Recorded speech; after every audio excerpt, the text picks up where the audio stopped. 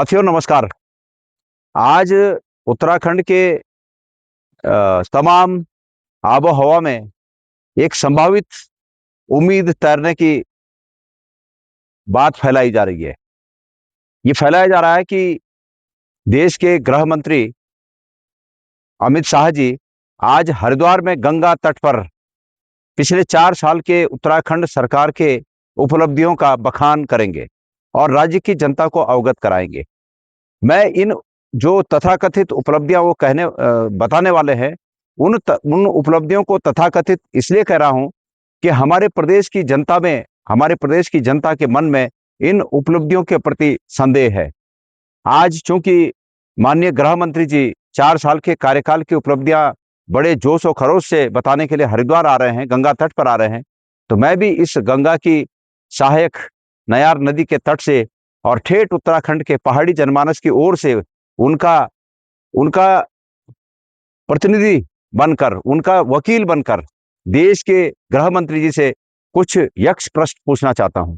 मैं उम्मीद करता हूं कि मेरे ये प्रश्न उत्तराखंड सरकार के माध्यम से माननीय गृह मंत्री जी तक जाएं और इस प्रदेश की जनता को यह हक है कि इन प्रश्नों का स्पष्टीकरण वो गृह मंत्री जी से सुने, वो भी खास उस मौके पर जबकि वो तथाकथित उपलब्धियों का बखान कर रहे हों। मैं पूछना चाहता हूं माननीय गृह मंत्री जी से इस प्रदेश की जनता की ओर से कि माननीय गृह मंत्री जी, अंकिता भंडारी हत्याकांड में वो तथाकथित वीआईपी आज तक बेनकाब क्यों नहीं हो पाया? प्रदेश की सरकार और तमाम एजेंसियां क्यों उस तथाकथित वीआईपी को बचाने में लगी हैं? आज जबकि सीबीआई जांच की संस्तुति होकर 2 महीने का समय हो गया, उससे करीब ज्यादा हो गया, ऐसी स्थिति में भी अभी तक कोई सूचना नहीं है कि उस तथाकथित वीआईपी को बेनकाब करने के लिए सीबीआई ने या सरकार ने कोई ठोस कदम उठाया हो। राज्य में भ्रष्टाचार चरम पर है। माननीय गृह मंत्री जी, भ्रष्टाचार के जो नए नए तरीके आपकी सरकार ने इस प्रदेश में इजाद किए हैं, भारतीय जनता पार्टी की सरकार ने इजाद किए, उनके बारे में आपकी क्या राय है? मैं पूछना चाहता हूं कि इस प्रदेश में नौकरियों को बेचने का कारोबार आपके मंत्रिमंडल के जो सदस्य कर रहे हैं, क्या उनके बारे में आपकी जानकारी है या नहीं है? आपके विधायकों ने लिखित रूप में इसकी सूचना मुख्यमंत्रियों को दी, लेकिन उसके बावजूद कोई कार्रवाई नहीं हुई। कृपया इस पर भी अपनी बात कहिएगा। मैं इस पर भी माननीय गृह मंत्री जी से चाहता हूं कि क्या ये अपनी सरकार की उपलब्धियों को इसको मानते हैं कि एक भी भर्ती जो परीक्षा हुई, वो एक भी परीक्षा साफ नहीं हुई, हर परीक्षा संदेह के घेरे में है और उसमें तथाकथित कई हाकम सिंह इस काम में, इस प्रदेश में रोजगार, इस क्षेत्र में रोजगार करने पर लगे हुए हैं। क्या इसकी जानकारी गृह मंत्री जी को है?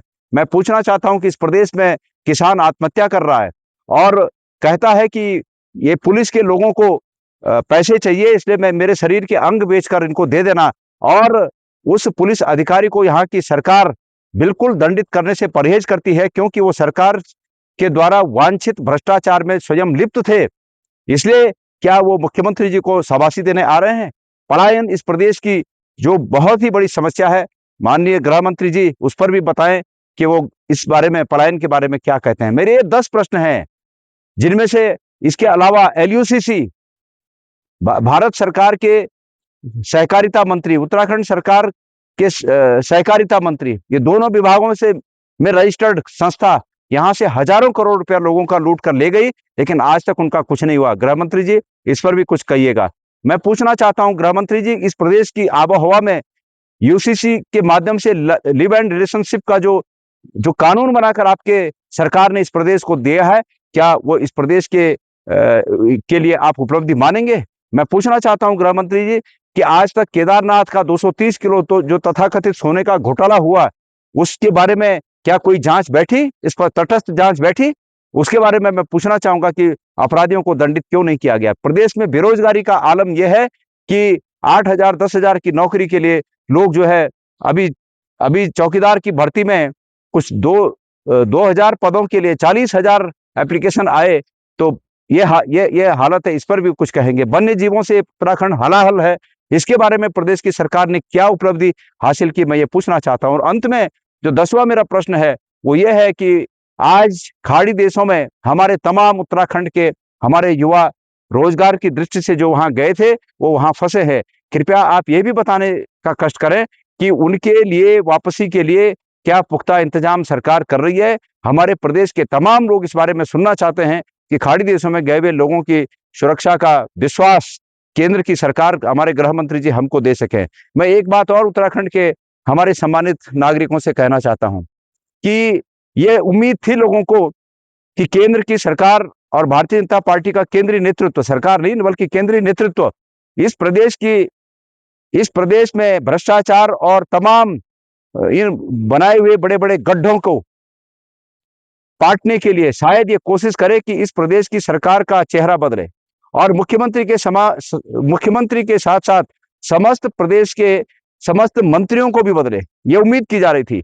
लेकिन चूंकि प्रदेश में 4 साल की उपलब्धियों को गिनाने के लिए गृह मंत्री जी स्वयं अपने मुख से इसका बखान कर रहे हैं, तो अब ये लगता है कि जब 4 साल की उपलब्धियां गिनाई जा रही हैं तो मंत्रिमंडल को बदलाव करने का तो कोई कारण बनता नहीं फिर। तो इसका मतलब कि उत्तराखंड को अगले 8-10 महीने इस भ्रष्टाचारी सरकार को और झेलना होगा। इसलिए मैं प्रदेश के तमाम हमारे जागरूक लोगों से ये कहना चाहता हूं कि कदम-कदम पर निगरानी रखें। ये भ्रष्टाचार कहीं एक परंपरा न बन जाए इस उत्तराखंड के लिए, ये हमारे लिए सबसे बड़ी बीमारी होगी।